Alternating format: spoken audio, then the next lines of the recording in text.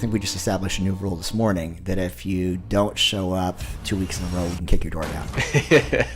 That's how important it is that a daughter has a relationship with her dad, and like a strong, healthy, like respect, admiration, and for her to have those deposits of my dad's my model for exactly what I'm looking for. Most of the time when people begin the process of cold exposure, they set a routine for themselves, and a routine is nothing more than a promise to yourself. I don't want to have to be the dad that reparents or that tries to piece together a blended family. If you don't take the time to be intentional with your kids or your partner now, you end up trying to retro parent them in their 20s and 30s. What I would say was the first time I heard God's audible voice in my mind, and I knew it wasn't my voice. And he said to me, "This is the High Value Man Conversation Podcast, a show dedicated to the mission of building high-value men. One great man means a great family, a great neighborhood, a better city, community, state, and the world. The question is, if not you, then who?" All right, my friends, welcome back to the High Value Man Conversation. This is a bonus episode with my good friend, Chris Hudson. He is a father and husband. He is an entrepreneurial, spirited man, and he's a leader of my Friday morning men's group, Men of Light. Yeah. And probably the coolest thing, not maybe the coolest thing, but one of the coolest things, literally coolest, is that he is the founder, CEO, and creator of Freedom Plunge. And that is the at-home ice bath recovery tool that I've been using for the last a year and a half? Yeah, year and a half now. Totally customized, branded for the High Value Man Conversation. It is so cool. It is super durable. There is a previous ice bath company that I have bought and spent multiple four figures on, and it has not held up to the test of time, and this unit has. It is just the coolest piece of equipment. We'll talk about the benefits of ice bathing and plunging, but it's definitely my favorite recovery tool, and I'm so blessed to have you here, man. Yeah, man, you were one of the first people that trusted me with the custom ice bath. Yeah. And I got to say, like, your design is still one of my very favorites. It's sick. It's really sick. It's awesome, man. You're the only person I know that put their face on it. My face is on it. Yep. Yeah, it is on it. It is on it. That was that was season 2 of the podcast where my face was the cover of it. So yeah, and it's beautiful. I love it. It's a good face. It's a good face. Awesome, man. Well, I'd love for you just to drop a little bit of your story, man. Who are you? Why do you do the things that you do? Give us a little bit of your testimony so that my listeners can get to know you a little more. Yeah. Well, by the time this comes out, I'll be 40 years old. Okay. Birthday in 2 days. So I'll go ahead and say it. I'm 40, and I'm excited to be 40, excited about the next stage in life. And in the Bible, 40 is a very significant number, obviously, and it represents the closing of an old season and the opening of a new season. So I'm excited for that. I've been married for almost 17 years. Wow. To my beautiful wife, Jessica. Got 2 girls, 9 and 5, about to be 10 and 6, which I cannot believe, and I'm going to try not to cry while I talk about them, because they are my champion warrior princesses, and they're awesome, and they are why I do what I do. Like you mentioned, we started Freedom Plunge about a year and 3 months ago or so, and I started that because some of our mutual friends, Garrett, Uncle Bach, and Nick Surface on the Impossible Life podcast, before I knew them, they have an ice bath event on January 1st every year at Plunge. Yeah, at 6 a.m. And just to be the type of person that's out of bed, let alone in some freezing cold water at 6 a.m. on the first day of a brand new year, tells you a lot about the people that are in that circle. Yes. And I was fortunate enough to be part of their first event. And it was before I knew them. I had only listened to them on their podcast. I didn't even know that they were part of our church that we go to. And so I went to that event. I took my brother-in-law with me. I paid for his ticket because I felt like I needed somebody to go along with me and be courageous with. And I remember the feeling that I had when I got out of the cold water. It was a great physical feeling. I could feel the energy and the electricity on my skin, but I felt way more accomplished in my mind, doing something that I'd never done before, doing something that was painful, that I wasn't sure how it was going to feel or if I could even do it. But it's a testament to being around, a handful of other people who are showing you the way, that are modeling it, and doing hard things together is a great way to grow in a relationship. And I didn't know it at the time, but that was the start of many great relationships from guys that were in that group. And I went home and I reflected on it, and I knew that I wanted to recreate that feeling for myself. And so I found an article online about how to build your own cold plunge at home, and I built it, and it worked. It was rough. I mean, you could literally, the first one, I think you could literally cut your back open on it, getting in and sliding down. But I put that one on Marketplace, and I sold it within a day or two. I was like, that's kind of interesting. So I made another one. Didn't really like that one either. Kept improving it. Did that 5 or 6 times and sold them all within a couple of days of each one, and thought maybe I've got something here. Yeah. And so over time, we've I don't want to say it's perfected, but it's in a very finished form. And if you look at like the ice bath market, there's a hole in the market. It's getting filled now by more and more companies, but at the time, you could either get an $1,100 basically dirty bucket of ice that you were going to 7-Eleven every day and filling it up with water. It had no filtration to it whatsoever. Or you could spend $5,000, $6,000, $7,000 and get an ice bath. And a lot of people do that. Yeah. And in my opinion, that's what's the point of doing that when your ultimate goal is to create cold water that's clean and that's simple to use. And so that's why we created our company. And then the company really took off whenever we figured out how to customize. So it also makes it more durable, because now they can go outside without any issues whatsoever, because we're wrapping them just like you would a car. Yeah. So they're able to stand up to the beatings, the elements. Yeah. Just like you put yours through. Yeah. And my favorite thing about the company, though, is it's an amazing opportunity for me to tell my testimony. Because the ice bath is not so much about the cold water. Yes, there are physical benefits out of it. Absolutely. Sleep better, you recover better, reduce inflammation. I hardly ever get sick now. But all those benefits really pale in comparison to the mental side of things. So it was part of a tool that I used to really transform my own life. 2 years ago, more than 2 years ago now, almost 3 years ago now, I was a completely different person than that sits in this chair talking to you right now. I was successful by the world's standards. Top software sales rep in my company, and just bought a new house, and Jess and I just celebrated 14 or 15 years of marriage, 2 beautiful kids, all of that. And I just went to her and I told her, like, man, there's really something that's missing here, and I don't know what it is. And I had grown up in the church, but I had always had religion, and I did everything out of duty and out of fear. I always thought God was up there just waiting for me to screw up and punish you and bop me on the head, right? And so I would get really hot and cold with that. I would get very disciplined with being in the Word and going to church and all that. But I never had relationship with Jesus at all. And about that time, started going to a church called Elevate Life Church, which you and I both go to. Got involved in Mighty Men. I had just started Men of Light, which we'll talk about as well, which we're lucky enough to have you in every Friday morning. I saw it modeled for the first time of guys that were not only like what I wanted from the outside perspective in my life, physically fit, financially sound, but also guys who were just on fire for Jesus, and their sole purpose was to grow the kingdom. I had never seen that before. And so once I saw that there was a new way to live, and that you didn't have to be driven by your emotions. You didn't have to live a life that was all about you. You could still be extremely successful, but also be on fire and love the Lord and live a life that pleases Him. I've come to realize that there's nothing that we can do that's going to make God love us any more or any less. He can't love us anymore. But it is our job how much we please Him. And how do you please God? Well, you have faith. And what is faith? Well, in Hebrews it says that faith is believing in what we can't yet see and operating that way. And that's how we please God, is living in a life of faith. And the ice bath really correlates to that in my mind. And our company is based on where the Spirit of the Lord is, there's freedom.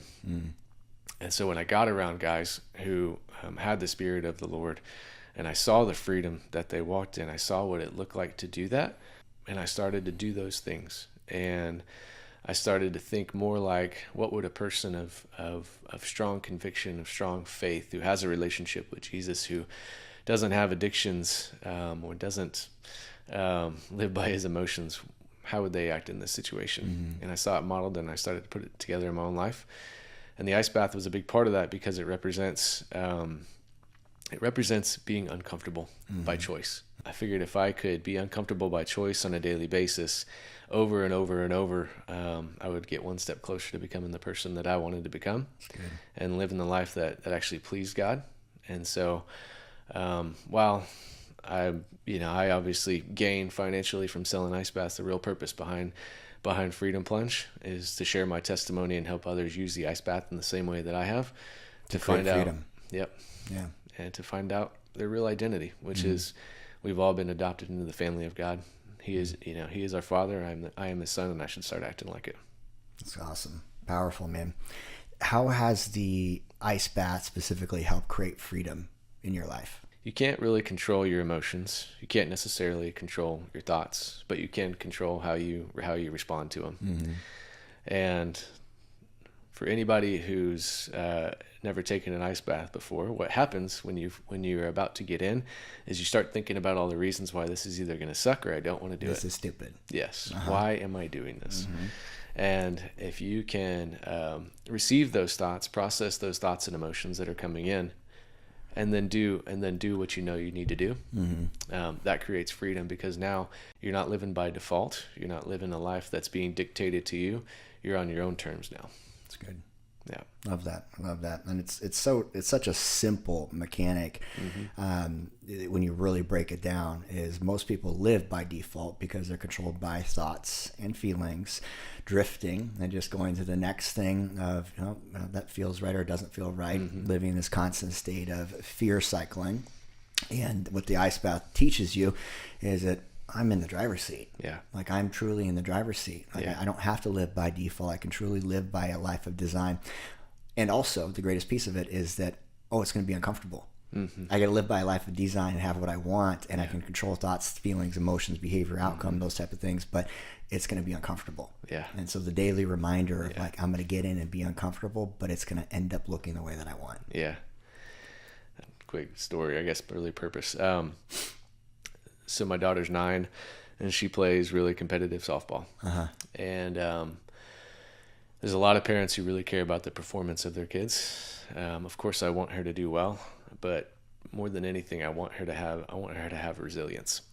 The way that I've learned to define resilience, I didn't come up with this, is from Garrett, is simply keeping the promises that you've made to yourself.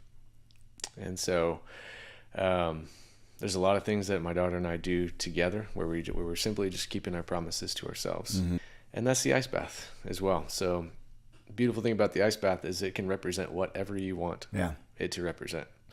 And most of the time when people begin the process of cold exposure, they set a routine for themselves. And a routine is nothing more than a promise to yourself.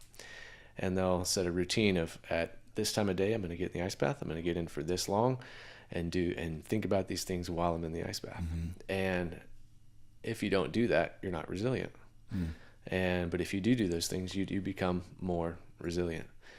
And it's simply just keeping a promise to yourself. Yeah, that's good. It's good. So powerful. It's the simplest way for you to actually develop and create a personal development plan is keep the promises you make to yourself. Like, it's not more complicated than that. Yeah. Why does it have to be complicated? It's not complicated. We make it super complicated. So the Freedom Plunge, like, a big chunk of our guys inside of Men of Light. So Men of Light is our Friday morning men's group that Chris started. I want you to touch on that story of how that started here. But Men of Light is every Friday morning. I leave my house at 5 o'clock. I get to your place by 5:25, 5:30, and we go through a book together. There's about 20 of us in the group right now. It's a small group that is focused on reading a powerful book, having some powerful conversations, and connecting. And so it's one of my favorite parts of the week, because I know that I'm always going to glean some wisdom from the men inside the group. There's also the recommitment ceremonies that we do at the start of each of these books. So after we finish a book, there is a new book we're starting, and the new book begins with the recommitment ceremony. The recommitment ceremony typically has been the ice bath and praying over each other, talking about things we're believing, what we're going to let down, so we're going to let go of, and the prayers and beliefs and bringing together community as we start this new book and this fellowship. It's a hard thing we do as a community together. It brings us closer as men, and men need hard things to build a bond. 100%. This random story from this, the last recommitment ceremony we did, we didn't do an ice bath. We did a pond swim. It was very cold out. Very cold. And it was like an ice bath, but we decided to swim across the pond. And I'm not a very good swimmer. And so myself and another gentleman who will remain unnamed, protect his privacy. He knows who he is. Yeah. We both had a little bit of a panic inside of the pond because it was very cold, and I'm not built to be a swimmer. He's not built to be like a swimmer. And I just remember that moment feeling like, oh my goodness, like if I go down, I'm gonna die in a men's group on a Friday morning. But what a way to go. But it was interesting and funny because what I love about the ice bath is it starts to build another tribe. It builds a tribe of men that like doing hard things, like challenge themselves, and realize that the reason why I'm really doing this is to level up and become a better version of myself. So I think that's like a whole other aspect of what you're building with your company, is you're building tribes of men that recognize that I have to condition myself through daily hard things. Otherwise, life is just going to take over. Man, I haven't heard the story of Men of Light really read back to me before. Yeah. That was awesome, man. So I'll tell you kind of how Men of Light started.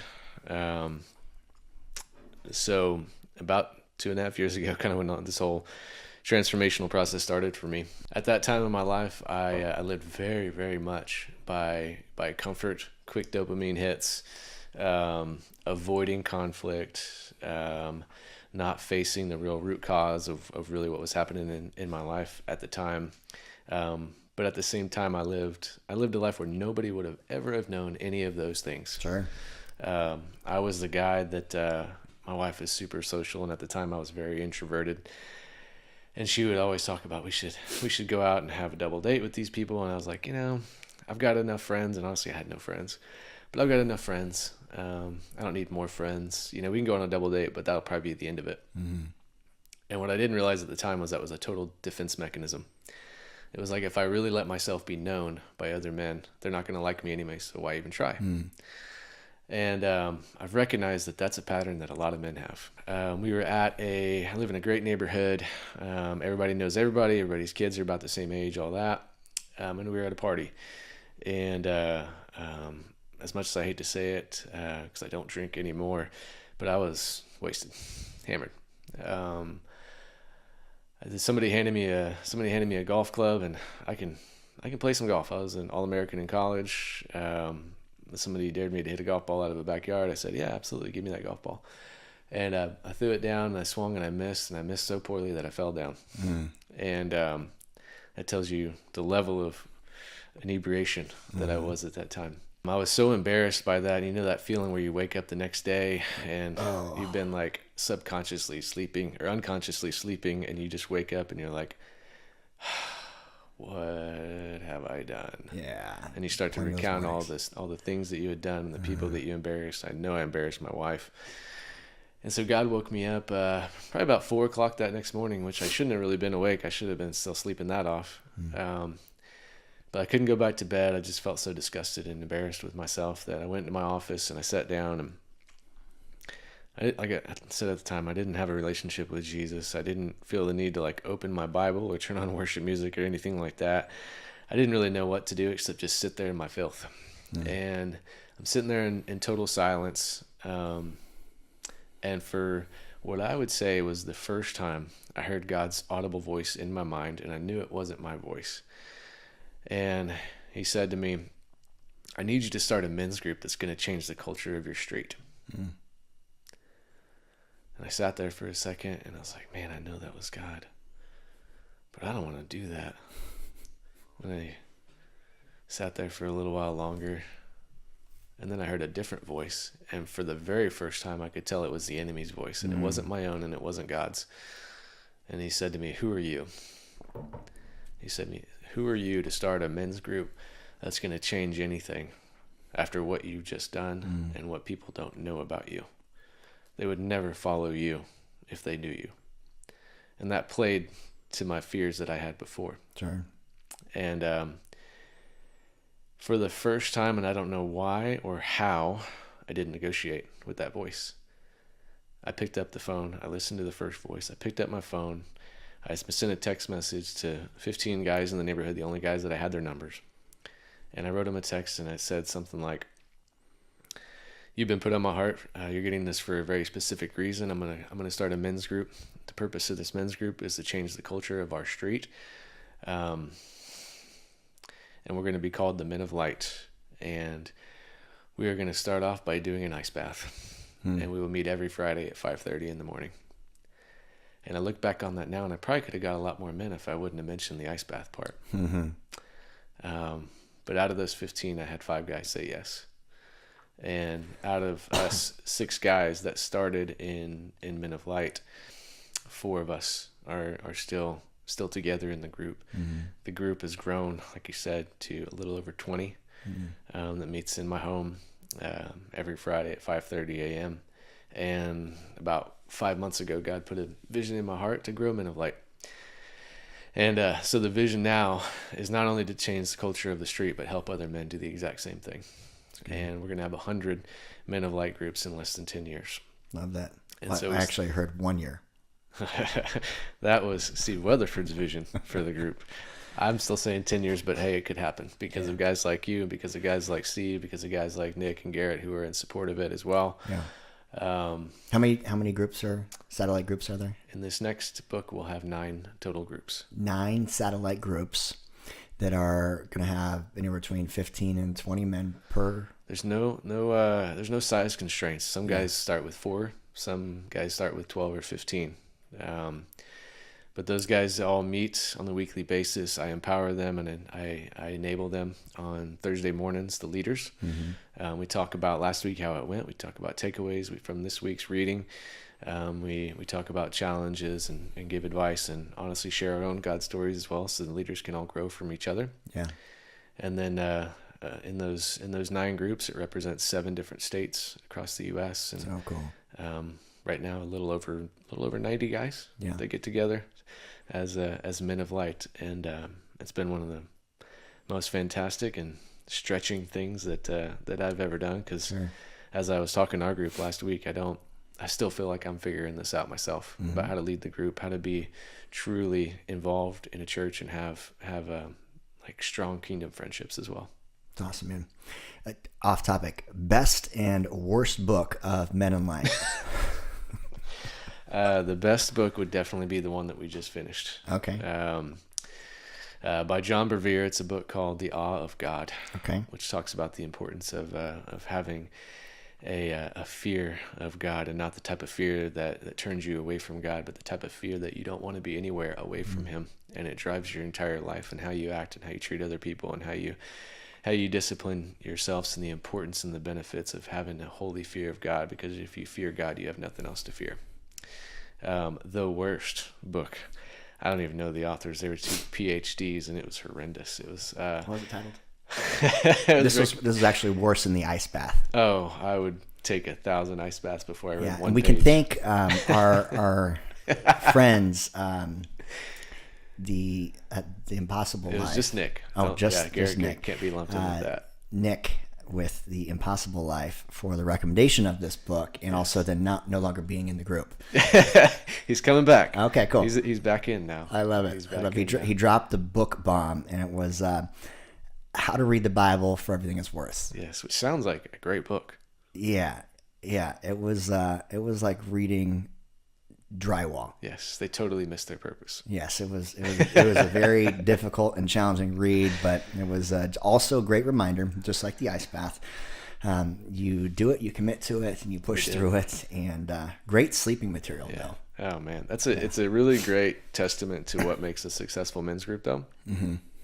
And one of the reasons why Men of Light has lasted 2.5 years, as it has, and it'll last forever, is that once you can make a commitment to something, you finish it. Yeah. and you're maniacal about that. The only days that Men of Light doesn't meet on a Friday is if it's literally Christmas Day or New Year's Day, because we're all going to be at the ice bath event. Yeah, I love that. Every other Friday we're meeting. Even if I'm on vacation or out of town, I still open up my house. The guys have the keys to my front door. They open up the house the exact same way, have the exact same meeting, even if I'm not involved. I love that. I love, and some of the ground rules for being a part of this this Friday morning mafia tribe is you are not allowed to quit unless you do it in person. Yes. And so you have to do that in person. The recommitments are all done in person. And I think we just established a new rule this morning that if you don't show up 2 weeks in a row, we can kick your door down. That's an unspoken rule. Yeah. So just, the neat thing about this is having friends in your life that you've given the permission to have intrusive accountability. Yeah. There's accountability. You can get an accountability coach online. You can track your macros, check in the app, all that stuff, and have accountability. And that's great. Intrusive accountability says, I intimately care about your head and your heart. I know you. I've seen the color of your carpet. I know I have your wife's phone number. I have got GPS turned on and knowing where you are. We've got accountability in that place just so that I stay on track, because guys are knuckleheads and it's so easy to drift and to shift and to just what, I'm just gonna disappear for a little while. Yeah. And then once that starts happening, you start to repeat the vices, the drinking, the drugs, porn, whatever it is. But to have guys in your life that you've given permission to be intrusively accountable, to call you forward, call you out, and have the hard conversation is how you level up. Yeah. That's one thing I love about our group so much, because I struggle with that, honestly. Having the conversations that need to be had. That's why I'm so drawn to you. That's why I'm drawn to Josh. So I'm drawn to a lot of challenger type men, because I didn't have that modeled growing up. And even yesterday, I was having a conversation that needed to be had with one of the guys in the group who did exactly what you were just talking about, where he was going through some challenges. He retreated, and he got a phone call from me, and he had Josh knock on his door. And I didn't even know Josh was doing that, but that's very Josh. Yeah. And by being in the group, you're giving permission to other men to hold you accountable, but ultimately the goal is to be the man that doesn't need to be held accountable. Yes. That you hold yourself accountable, that you have discipline. So that's one area that I specifically mean, where I'm still figuring all this stuff out. Sure. Where I don't even consider myself the leader of the group. It meets in my home, but it's definitely our group. And I try not to actually speak too much in our group, because there is so much wisdom, and you get to learn from guys like you. I appreciate that. We're all learning from each other, which is so cool. And I think that one of the neat things that the group takes on is it's very Holy Spirit led, from the standpoint of there's a different lead every week. You kind of notice a different personality come out. Somebody maybe has been quiet for a couple of weeks, and just the timing of the topic in the book or the conversations prompted beforehand. But there ends up being a different format. It's very, very tribal from the standpoint of there's wisdom that we all get to learn from. Something I heard you say that I want to touch on a little bit, because I know we have similar story in this, is not growing up with a strong model of what we now know to be healthy masculinity, and just the power of being able to surround yourself with healthy, masculine, God-fearing men, what that's done for your life in the last few years. Yeah. Everything. I think we've all heard the Jim Rome quote, you are the product of the 5 guys that you spend the most time around. If you hang around 4 rich people, you're going to be the 5th. If you hang around 4 knuckleheads, you're going to be the 5th, right? And I understood that at an intellectual level and from a business level, but I never had that applied to my faith. And so when I finally decided that I would let guys into my life, I had to make the determination that these were the right guys. Not all men are the right men to be let in. Sure. But what I had witnessed from the outside told me that this was the right group to get really, really vulnerable with. And there's a difference between vulnerability and transparency, and vulnerability is actually inviting men into your home. And so Men of Light is a physical representation of vulnerability, because I invite them into my home. Transparency is just seeing them through the window and giving a wave. They can see you, but they don't really know what's going on. And so being around the right guys that I had to actually pursue. They weren't friendships by proximity. They weren't friendships by default. They were guys that I recognized as I wanted pieces of their lives, either from a physical standpoint, finances, family, faith.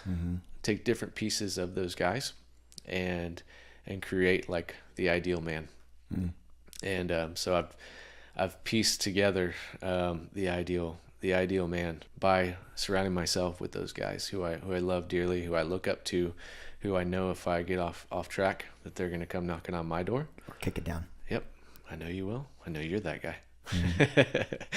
And so with that, and match that with my own like actual relationship with Jesus, like one of my favorite verses is Psalm 37:4, delight in the Lord, he'll grant all the desires of your heart. I always miss that first part. I want him to grant all the desires of my heart, but my heart was in the completely wrong place. And for the first time over these last 2.5 years, I've actually delighted in the Lord. I get excited to read my Bible. I get excited to go to church. I get excited to open up my home and talk about, welcome the Holy Spirit into the room.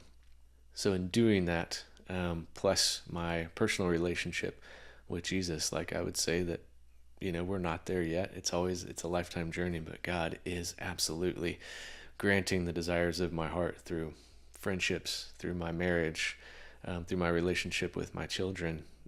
He's revealing areas of my heart that still need to have work done on them, that need to be refined, and things that still need to be broken off. But it's never a process that I fight anymore. Like I embrace the discomfort of continually becoming a brand new version of myself. And it's also given me great awareness of, as a father as well, that my girls, like my 9-year-old, I better enjoy her right now, because here in 4 months, 3 months now, she's going to be 10, and she'll be a whole new person at 10. And I had better enjoy her at 10, because she'll be a whole new person at 10, just like I will be at 40 and 41, and just like you are. Yeah.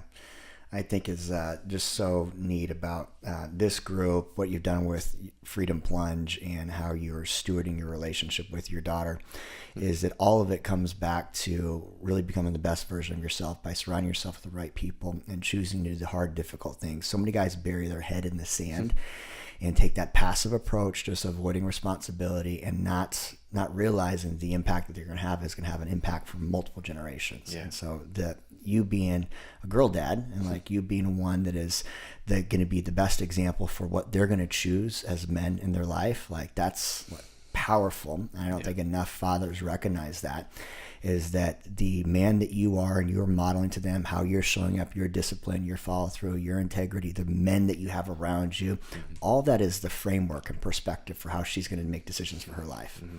And I think if more fathers realize that and just realize the impact that they have, whether they have a daughter or son, that they would take more personal responsibility the same way you would. Yeah, it's powerful. Love it, man. Yes. Steve Weatherford said something to me a while back that really stuck with me, and it's how he chooses his friends. He chooses his friends for what he wants to model for his children. And just like you just said, it matters so much what and who you allow in your home. And like when I see all of my friends, when I see men of light come into the living room, it's not often, but when it does happen, when she wakes up early in the morning and she sees that there's 15 or 20 guys in the living room, she sneaks downstairs and comes and hops on my lap. Those are deposits into her memories that absolutely, that I feel like are going to pay huge dividends. Because there's a big part of me that I have 2 girls and I would have loved to have had a boy. But it was last year at Mighty Men Camp, I was watching dads and their sons kind of go through rite of passage type exercises. And I started to tear up a little bit because I was like, man, I'm never going to have that. And I want to say something to all the girl dads out there, is that you may have wanted a son, but God made you specifically to be a girl dad, and I recognize that now. And one day you will have sons. They will just be your daughters' husbands. And you will be a very different voice in their life, and very impactful, because fathers and sons have their own dynamic and relationship. But to have an outside voice that gets to choose them in a very different capacity is going to be a powerful, powerful mentoring voice. Yes. Yeah. Yes. And so it matters. It matters how you lead yourself and how you are with your daughter, because she's going to end up either looking for someone just like you or someone as the opposite of you. Yeah. And I want my daughter to grow up to find somebody just like me. That's such a powerful piece of confidence right there, man, is to be so proud of the man that you are, who you've surrounded yourself, what you've built, that you want your daughter to model in that. I think it's beautiful. My head goes somewhere completely off topic. We're going to riff on this for just a second. So I'm in a season of single right now, and I'm dating a little bit, and I've been enjoying it a lot. It's been I've been enjoying just the freedom of being able to travel, spend time with the dog, podcast, work out 3 times a day, like just connect with my guys. But I am noticing a very unique pattern that I didn't pay as much attention to before in the dating space, of how important it is that a daughter has a relationship with her dad, and like a strong, healthy, like respect, admiration, and for her to have those deposits of, my dad's my model for exactly what I'm looking for. The conversation is different. The level of respect is different. The level of their personal self-belief is different. The father's voice specifically on the daughter, I think, is one of the most impactful things to her personal development. Yes, totally agree. I do something with my daughter called Champions Academy, which 3 days a week, she wakes up at 6 a.m. She's downstairs by 6:15. We pray together in embrace with her head on my heart, so she can hear the reverberation of my voice coming through my body into hers. That's good. We say declarations, so things that God says are true about her, that are positive, that are uplifting, that are encouraging and challenging. We memorize a Bible verse, and then we train. So we do some hard stuff together. So cool.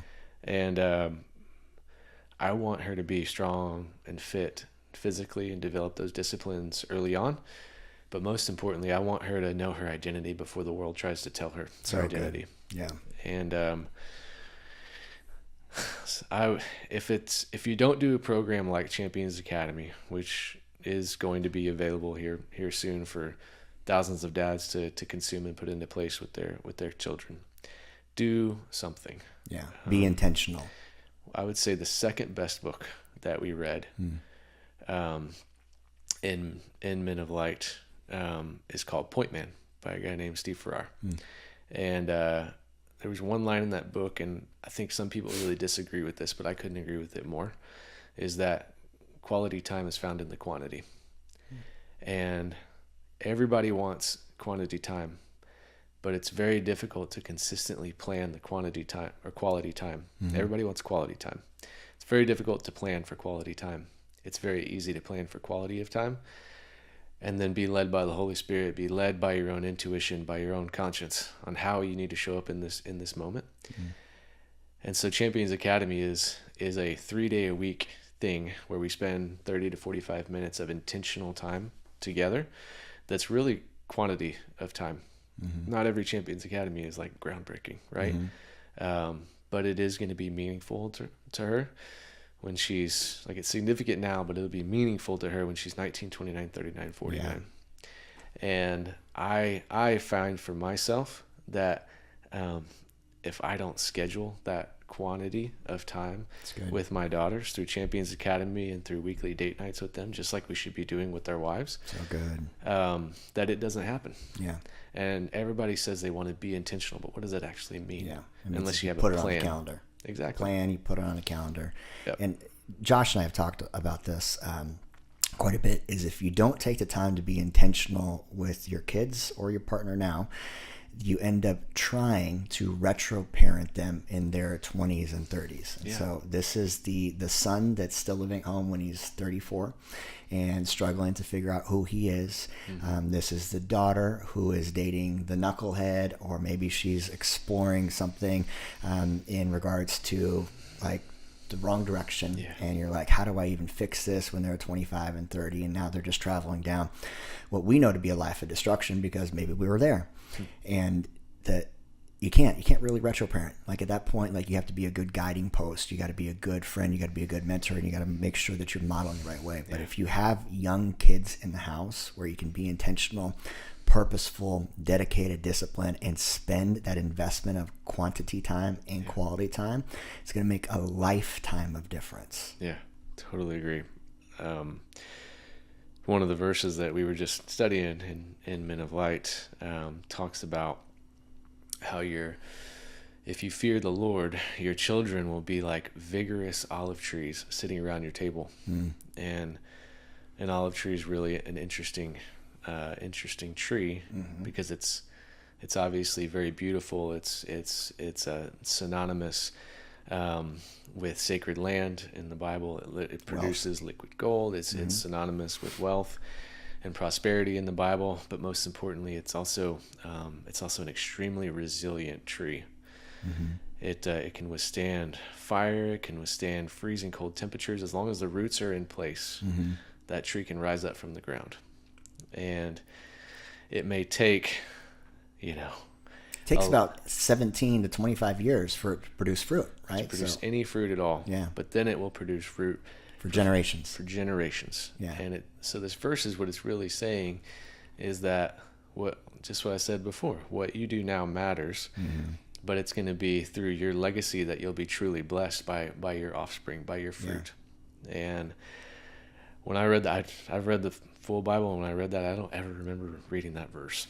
And it has stuck with me so much, because that's exactly the picture of what I want for like my girls. Yeah. I don't want to have to be the dad that reparents or that tries to piece together a blended family. Yeah. I want my daughter to choose me in this season of life, when she's a teenager, when she's a 20-something, when she's a 30-something. I want her to do business with me. I want her to be part of every single part of my life, both of my girls. And so now is the time to train them up so that they don't go astray. Yeah. So good. So much wisdom from that book. It's amazing. I love it, man. So we touched on Freedom Plunge, your story, your testimony, the power of doing something hard and difficult every day, the tribe of men of light, the benefit that's provided to both of our lives, being a girl dad. What's next for Chris Hudson? Yeah. So I think it's a great question. We're going to grow Freedom Plunge. It'll become a household brand in the ice bath market. It's going to continue to fill that middle market and grow. I see from that having the ability to share my testimony on stages around the country, and really just bring more people to God through that. I see my wife flourishing in our next season as well, as she's not 40 yet, but soon she will be. I've watched her blossom and grow. One of my prayers for her that I pray every day is that her faith will continue to grow and prosper. And I'm seeing that happen through not only the women that she's chosen to place herself around, but also by becoming a business owner herself and doing things that she's never done before. And then Men of Light will get to 100 groups. Love that. Beautiful. Beautiful. Anything else you want to leave listeners with? I think that'll do. Cool. Guys, check out Chris Hudson, Freedom Plunge on the Instagram. Check out freedomplunge.com. He has been just gracious enough to provide a coupon code too. It's high value and will save you some coin on your custom Freedom Plunge. So check that out on your checkout. But more so than anything, give this guy a follow on the social media. Give him some love. If you are a girl dad, one of the things that I really believe is part of your long-term mission too is to speak to those fathers out there that are raising daughters and do it in such an intentional way. But find this guy, connect with them, reach reach out to them, build some fellowship. If you're interested in establishing a community-based men's group, Men of Light, being one of the 100 chapters that will exist in the next decade, reach out to us, because that is a mission that will definitely come to life. And I tell you, one of the biggest highlights of my week, and this is of all the many things I've done and many things I've done over the years, it is this Friday morning fellowship. And there was a point when I was living much farther away. It would be a 45-minute drive, and I would happily do it every single Friday because it's such a meaningful part of the week. Have something like that. If you don't have something like that, maybe you're the guy. Maybe you're the one to break the chain, establish a better neighborhood, better conversation. And if you want the support to do it, this leader here is developing and equipping the leaders to be able to give you the blueprint, the formats, and also teach you the way of discipling. And so many great things picked up in this conversation, but probably my biggest takeaway is go do something hard every single day. Yes, sir. Love it. All right, my friends, much love, many blessings. And if you enjoy this episode, do us a big favor, like, subscribe, share it with another man on a mission that is trying to change the world. Boom.